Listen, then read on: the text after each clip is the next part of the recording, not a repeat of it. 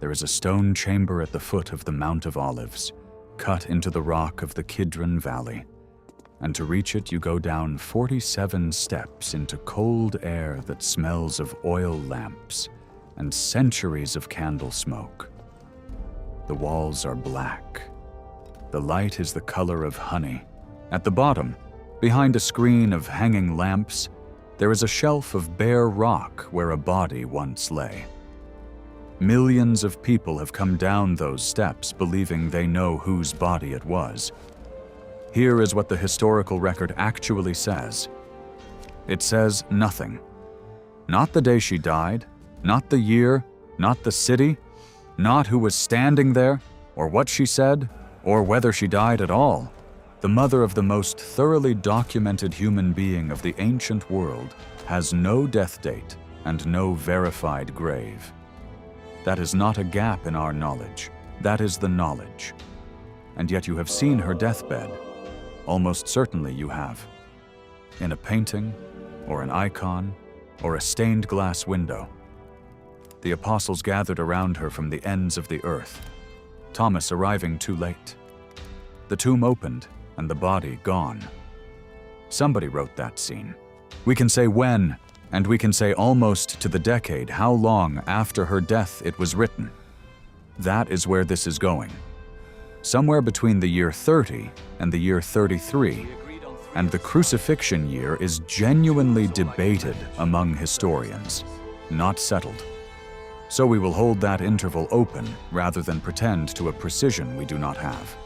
A woman in her late 40s stood in an upper room in Jerusalem with roughly 120 other people and prayed. Luke tells us this in Acts chapter 1, verse 14. He names her Mary, the mother of Jesus. He notes who is with her, the women and the brothers of Jesus. That verse is the last time she appears anywhere in the New Testament. Not the last time she is important, the last time she exists. After Acts 1:14, across the remaining 27 chapters of Acts, across every letter Paul wrote, across Hebrews and James and Peter and John and Jude and Revelation, she is gone. Luke, who gave us more of her than every other writer combined, who gave us the Annunciation and the Magnificat and the shepherds and Simeon in the temple and the boy left behind in Jerusalem, Luke sets her down in that upper room and never picks her up again. And then he writes 30 more years of history. Think about how strange that is. He had the material. He clearly had access to someone who remembered the beginning in extraordinary detail. The private scenes, the conversations no crowd witnessed, the interior life of a girl in Nazareth. And when it comes time to record the death of the person who supplied it, he writes nothing. To understand what she had already lived through by that upper room, go back a few years, to a hill outside the city wall. John's Gospel places her at the execution in chapter 19, verse 25. The Gospels do not agree on this. Mark, Matthew, and Luke describe women watching from a distance and do not name Jesus' mother among them. John puts her close enough to be spoken to. What John describes is a transaction. A dying man looks at his mother and at the disciple he loved and hands one to the other. He calls her woman, an unusual way for a son to address his mother, and readers have argued for centuries about whether he is reaching back to the woman of Genesis, the one whose offspring would crush the serpent's head, in Genesis chapter 3, verse 15. And then the text says that from that hour, the disciple took her to his own. Hold that last phrase, because 2,000 years of argument rest on it. The Greek is eis ta idia, into his own things, his own home, his own place. It names no city. It does not say Jerusalem. It does not say Ephesus. It does not say Galilee. There is something else in that scene worth noticing. Jesus has brothers. Mark names 4 of them in chapter 6. Verse 3, James, Joseph, Judas, Simon. and mentions sisters. Under Jewish law and custom, the care of a widowed mother fell to her sons, and yet at the cross, her son hands her to someone outside the family.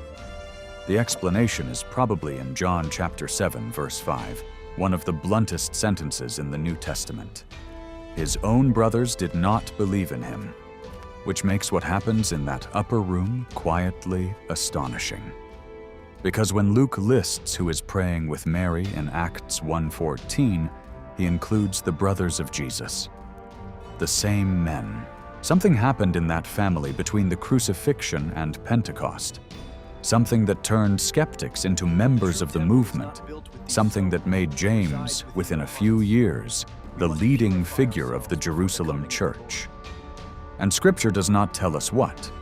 Notice the pattern, because it is going to run through everything that follows. The New Testament is not shy about miracles or executions or shipwrecks or riots. It is shy about this family's private life, the brothers' change of heart. Unrecorded. Joseph's death. Unrecorded, though he is simply absent from every scene of the adult ministry, which is why nearly every historian concludes that Mary was a widow by the time of the crucifixion. And her own death, unrecorded. One more silence, and it is the sharpest. Around the year 57, Paul comes up to Jerusalem for the last time. Luke describes it in Acts chapter 21, verses 17 and 18.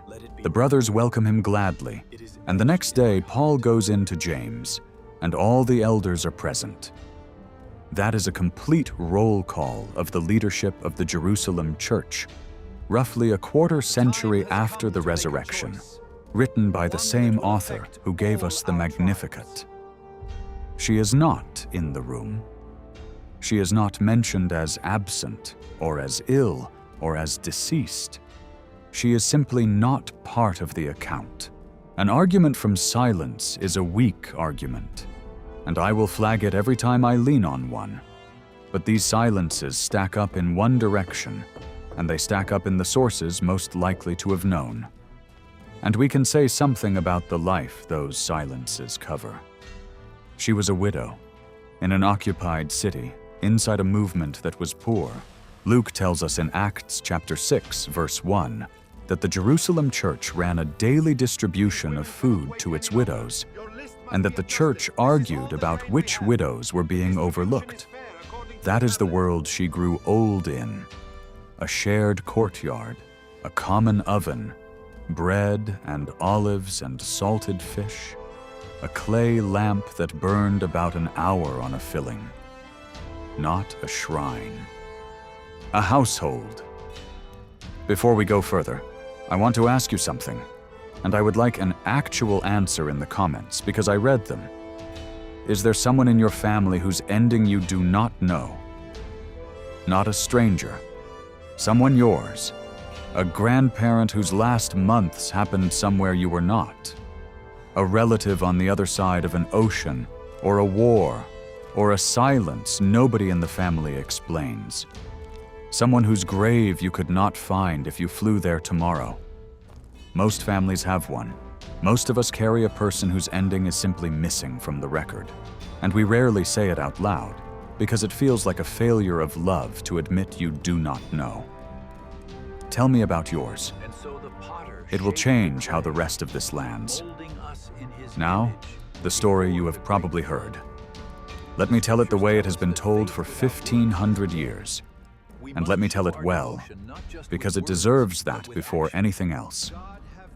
After the crucifixion, Mary devotes herself to the young church in Jerusalem. She is old now, and one day an angel comes to her. Notice what that is doing. An angel comes to her, exactly as one did at the beginning, in a room in Nazareth when she was a girl. And this time he announces not a birth, but a death, her own. The Annunciation, closing its own circle.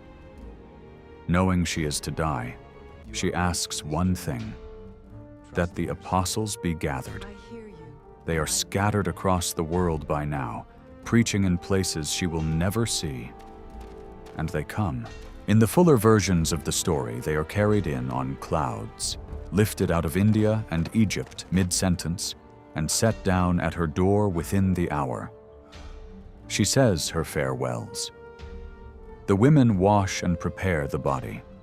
The coffin is lifted onto a bier, and a procession moves out through Jerusalem toward the tomb in the valley, the tomb at the foot of the Mount of Olives, the one at the bottom of those 47 steps.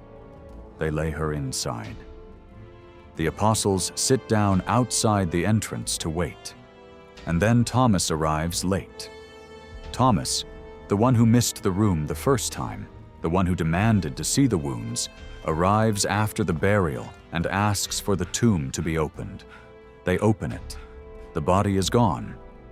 That is the story. It is a beautiful piece of writing, and if you grew up in a church of almost any tradition, some version of it is in your head, whether anyone ever taught it to you directly.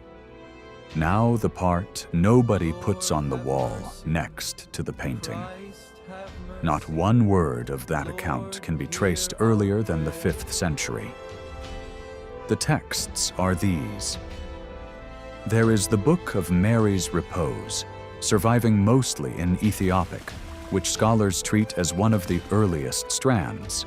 There is the Syriac work known as the 6 Books, whose oldest, nearly complete manuscript is a 5th century palimpsest, a reused page, the older writing scraped away and still faintly recoverable underneath. And there is the Greek version circulated under the name of John the Evangelist, which became one of the most widely copied Christian texts of the Middle Ages. None of them were written by the people whose names they carry. They are attributed to apostles the way most popular religious literature of that era was attributed to apostles. And roughly 40 distinct narratives about the end of Mary's life survive from before the 7th century. There is one episode in that procession I have to name, because it is ugly and I am not going to narrate it as though it were history. In several of the ancient versions, a Jewish man named Epiphanius seizes the funeral bier and an angel severs his hands. In the surrounding scene, Jews are struck blind and recover their sight only by repenting. That is anti-Jewish polemic, written into a 5th century text by communities with their own quarrels. It tells you about the 5th century. It tells you nothing about the 1st. We name it, we date it, and we move on. And then there are the dates, which give the whole thing away. Watch them stack up. The dates assigned to Mary's death in the traditional literature vary between roughly 3 and 15 years after the Ascension, a spread of 12 years, the difference between a woman in her late 40s and a woman in her 60s. Hippolytus of Thebes, a Byzantine chronicler writing around the turn of the 8th century, says 11 years and fixes her death at the year 41. He is working 700 years after the fact, and his chronicle survives only in fragments. Juvenal of Jerusalem is reported to have told the Council of Chalcedon in 451 that she died with all the apostles present, and the opened tomb was empty. A 5th century report arriving exactly when the 5th century literature does, not independent of it. Here is why that pattern is decisive. Traditions that come down from real memory tend to agree on the hard facts and disagree on the atmosphere. Everyone knows the year, nobody agrees on the weather. These traditions do the exact opposite. They agree in extraordinary detail on the atmosphere, the angel, the clouds, the gathered apostles, the late arrival, the empty tomb, and they scatter across 2 decades on the year. That is the signature of story filling a vacuum. It is not the signature of testimony being handed down. So what was in that vacuum for 400 years? Nothing. And I mean that precisely. The 1st century says nothing about her death. The 2nd says nothing. Ignatius of Antioch mentions Mary and says nothing of her end.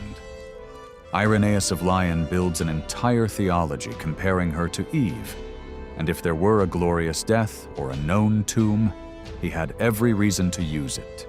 He does not, because there is nothing to use. The 3rd century says nothing either.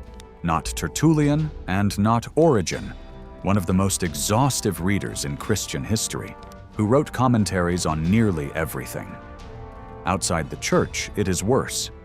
Josephus, our best source for 1st century Judea, does mention this family. In Antiquities, Book 20, he records that in the year 62, the high priest Ananus had James, the brother of Jesus, executed. That passage is solid. But Mary, not once. Neither Tacitus, nor Pliny, nor Suetonius, there is no external documentary trace of her existence at all, let alone her death. 2 things explain the blank, and together they explain the shape of everything. The first is that the people who would have remembered were destroyed. A grave is not kept by a document. It is kept by a community standing next to it, pointing. The community that would have pointed at Mary's grave is the Jerusalem church, and that church doesn't survive the century. James, its leader, is executed in 62. The revolt against Rome begins in 66. Eusebius, writing 300 years later, reports that the Christians of Jerusalem left the city before the war and went out to Pella in the Decapolis, an account historians debate, but one that fits everything else we know. And in the year 70, the temple burns and the city is taken apart. Whatever memory existed of where an elderly woman had been laid outside the eastern wall walked out with the people who held it. The second reason is simpler. For 3 centuries, nobody needed the story. Mary is theologically important in that period, but she is not yet a shrine. Then, in the year 431, the church holds a council at Ephesus to settle what to call her, whether the title Theotokos, God-bearer, is legitimate. The council says yes. It is the first sustained formal reflection on Mary in Christian history, and it either caused or reflected an enormous surge of devotion to her. Immediately afterward, the stories arrive. Memory dies in the 1st century. Demand arrives in the 5th. Narrative fills the space between them. And we have a witness standing right at the edge of that gap, about 50 years before the literature appears. The single most important voice in this whole subject. His name is Epiphanius. He was Bishop of Salamis on Cyprus, and around the years 375 to 377, he compiled an enormous catalog of heresies called the Penarion, the medicine chest. He was by profession a collector of traditions.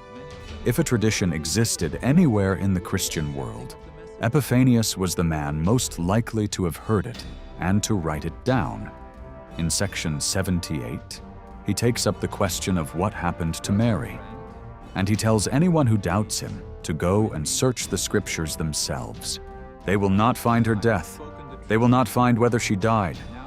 They will not find whether she was buried. Then he lays out 3 possibilities and refuses to choose. 1. She died and was buried, honorably and in purity. 2. She was killed.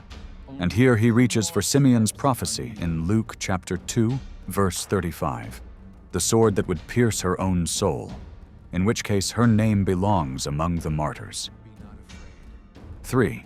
And this is the one that surprises people. She may simply have remained alive because God is capable of doing whatever he wills. And he ends by saying that no one knows her end. Sit with that. A 4th century bishop whose life's work was collecting what Christians believed, 3 mutually exclusive options, and no way to decide between them. Why could he even float that 3rd possibility? Because the Hebrew scriptures already contained the category. Genesis chapter 5, verse 24 says of Enoch that he walked with God, and then he was not, because God took him. 2 Kings chapter 2, verse 11 has Elijah carried up in a whirlwind while Elisha watches. The Bible has a grammar for a human being leaving the world without dying, and every reader in Epiphanius's world knew it by heart. Scripture applies that category to two men. It never applies it to Mary. He is not reporting a tradition that she was taken. He is saying that since God can do such things, and since he has no information, he cannot rule it out. He also drops one detail that will matter in about 4 minutes. The Apostle John traveled through Asia, and nowhere, he says, is it recorded that John took the Virgin with him. Stephen Shoemaker, whose Oxford study of these traditions came out in 2002 and remains the standard work, sharpens the point. Epiphanius's hesitation does not prove that no stories were circulating in 377. It proves there was no authoritative story he could appeal to, and his indecision suggests Christians were already arguing about whether she died at all, an argument he could settle neither from Scripture nor from church tradition. Which brings us back to those 47 steps, and to the two cities that have spent centuries claiming her. The site in Jerusalem is called the Church of the Sepulchre of St. Mary, and it sits in the Kidron Valley at the foot of the Mount of Olives, a short walk from Gethsemane. The archaeology underneath it is genuinely 1st century, and that matters.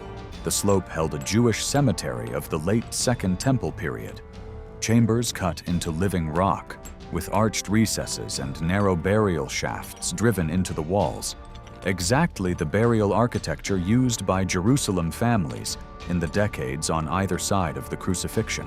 That much is solid. What is not solid is the identification of one particular chamber as hers.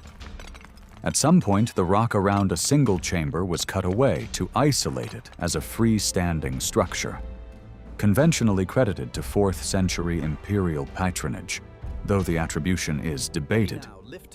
In the 5th century, a church went up over it, associated with Juvenal, the same bishop of Jerusalem we just met at Chalcedon, and it was destroyed in the Persian invasion of 614.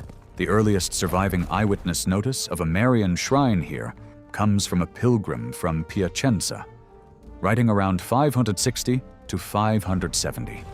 The staircase you descend today is Crusader work from the 12th century, and the weakness has to be stated as plainly as the strength. No church father living in Palestine in the 2nd, 3rd, or 4th centuries mentions this tomb. Not one. In a city whose Christians demonstrably preserved the memory of other sites, that is a loud silence. The same silence we have been tracking all along. Now the other city, and this is the part I did not expect when I started reading for this. There is a small stone house on a wooded hillside above the ruins of Ephesus in western Turkey, and something like 1 million people visit it every year. It is called the House of the Virgin. Pilgrims come, Christian and Muslim both. Popes have come. No ancient source places Mary in Ephesus. The reasoning that put her there is an inference, and a reasonable one. John was given charge of her at the cross. John is associated by 2nd century tradition with Asia Minor. Therefore she went with him. That is the entire chain. And you have already heard the objection to it from Epiphanius in 377, a man with far better access to the traditions than we have, noting that nobody ever said John brought her. So where does the house come from? It comes from a bedridden nun in Germany. Anne Catherine Emmerich lived from 1774 to 1824, an Augustinian sister in the farming town of Dulmen, and she reported visions of the lives of Jesus and Mary in great physical detail. She never traveled to Anatolia. The poet Clemens Brentano sat with her, wrote down what she described, and published it in Munich in 1852, including a small stone house on a hill near Ephesus, where, she said, Mary lived out her last years. On the 18th of October, 1881, A French priest named Julien Gouillet went to Ephesus carrying that book, climbed the mountain above the ancient city, and found a ruin he believed matched the description. Almost nobody took him seriously. 10 years later, on the 29th of July, 1891, 2 Lazarist priests from Smyrna went up with the same book and found the same roofless, 4-walled ruin, and discovered something the book had not predicted. The local villagers already venerated it and walked up there on pilgrimage every year on the 15th of August. Official pilgrimages began in 1896. The standing structure is commonly dated to the 6th or 7th century, with contested claims of older foundations underneath. And the Catholic Church has never ruled on whether the house is authentic. It has never said yes. It has never said no. Hold the two side by side honestly, because it would be easy to be cruel here, and cruelty is not the same thing as rigor. Jerusalem is a late identification laid over a real first-century Jewish burial ground. Ephesus is an identification made in 1881, derived from a German nun's visions, laid over a ruin that local villagers were already honoring for reasons we can no longer recover. And that last detail is the genuinely interesting one, because whatever those villagers were remembering, they were remembering it before Emmerich was born. These are not two equal claims, but neither is a fraud, and the people who pray at both are not fools. They are doing what human beings have always done at the edge of a silence. Let me tell you what would actually have happened if she died in Jerusalem before the year 70. Judean burial was fast. The body went into the tomb the same day, before sunset, whatever the weather, and Jerusalem in winter, up on that ridge, is genuinely cold and often wet. She would have been washed and wrapped in linen strips with aromatics, the way John's Gospel describes Nicodemus bringing myrrh and aloes in chapter 19. Then laid on a carved shelf beneath an arched recess, or slid feet first into one of those narrow shafts cut into the rock wall. And then the family would have come back, because in Jerusalem in that period, burial happened twice. After about a year, once the flesh was gone, relatives returned and gathered the bones, and folded them into a limestone box roughly half a meter long, sometimes carved with rosettes, often with a name scratched into the side by somebody's untrained hand. We call them ossuaries, and the practice runs from the late 1st century before Christ until the catastrophe of the year 70. So if she died in that city, in those decades, then someone gathered the bones of the mother of Jesus into a limestone box and scratched a name on the side of it. Thousands of those boxes survive. They sit in storerooms and museums in Israel right now, and not one can be shown to be hers, because Miriam was among the most common names in 1st century Judea. Even if her box is on a shelf in a warehouse in Jerusalem tonight, nobody could ever prove it. That is also why the sensational claims about family tombs full of common names do not survive contact with the statistics. There is no shrine. There is no relic. There is, in the end, nothing to hold. And I think that absence is the most biblical thing about this entire story. Turn to the end of Deuteronomy, chapter 34, verses 5 and 6. Moses dies in the land of Moab, within sight of a country he will not enter. He is buried in a valley, and the text says that to this day, no one knows the place of his grave. The most consequential man in the Hebrew Scriptures, the one who stood at the burning bush and came down the mountain with the covenant in his hands. And God hides the tomb. Deuteronomy does not explain why, and this channel does not sell you inventions, so I will not pretend it does. Later, Jewish reflection connected it to the danger of the grave itself becoming the thing people came to worship. Whatever the reason, the pattern is there in the Torah long before Mary. In this story, God has more than once declined to give his people a shrine where a great servant lies. That is not a prophecy about Mary. It is a pattern, the kind of reading Christians have always done. And once you have seen Moses' hidden grave, the missing grave of Mary stops looking like an embarrassment to the tradition and starts looking like something the tradition already knew how to hold. There is one prophecy that was spoken directly over her. When she was a young woman, she came to the temple with the offering the law allowed for a family that could not afford a lamb. 2 birds, according to Luke chapter 2, verse 24. An old man named Simeon took her child in his arms, blessed them, and then said something to her alone, that a sword would pass through her own soul. Luke chapter 2, verse 35. The obvious fulfillment is the hill outside the wall, but watch where that verse ends up. 340 years later, a bishop on Cyprus trying to work out how the mother of Jesus died has no evidence, no tradition, and no grave. And the only thing in his hands is Simeon's sword. He reaches for it to build his second possibility, that she was a martyr. A sentence spoken over a teenage mother in a temple courtyard became, centuries later, the only textual handhold anyone had for reasoning about the end of her life. And then there is her song. In Luke chapter 1, in the words we call the Magnificat, she sings a theology that had come down to her from Hannah in 1 Samuel chapter 2. She sings that God scatters the proud, that he pulls down rulers from their thrones, that he lifts up the lowly, that he fills the hungry and sends the rich away empty. That is a song about a God whose attention runs toward the people history does not write down. And then history did not write her down. I do not think that is an irony. I think it is the point.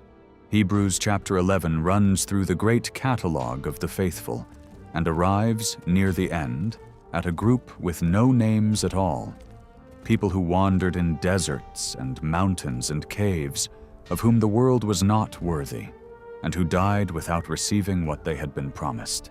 That chapter is not a list of people who were recognized. It is a list of people who were not. So let me come back to what I asked you near the beginning. Some of you will have told me about a person whose ending you do not know. A grandmother in another country. A father whose last weeks happened in a room you were not allowed into. A name in your family that nobody finishes the sentence about. Here is what this history offers you, and it is not much, but I think it is real.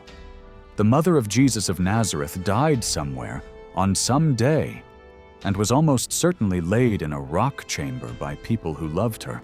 And within 2 generations, the community that knew the spot had scattered, and the location was lost. She got no verified shrine, no date, no deathbed scene, no last words after the wedding at Cana, where she said the last thing Scripture records her saying. Do whatever he tells you. If that was not too small a life to be held, then neither is your grandmother's. Neither is yours. We live inside the largest archive of ourselves human beings have ever built, and we are more afraid of disappearing than any generation before us. The woman at the center of the beginning disappeared completely, from the record, not from the account that matters. The Psalms say that the death of God's faithful is precious in his sight. Psalm 116, verse 15. Precious in the sight where it counts, and unrecorded everywhere else. That is where I will leave it, and where I would rather leave it than at a tomb. If this is the kind of history you want, sources named, dates given, speculation labeled as speculation, the silence is admitted instead of filled in. Subscribe because it is the only kind we make here. And if someone in your life is carrying an ending they never got to know, send them this one. One last question for the comments, and it is the one I have been sitting with. If the death of the mother of Jesus was not important enough to record, What does that tell you about the difference between being faithful and being remembered?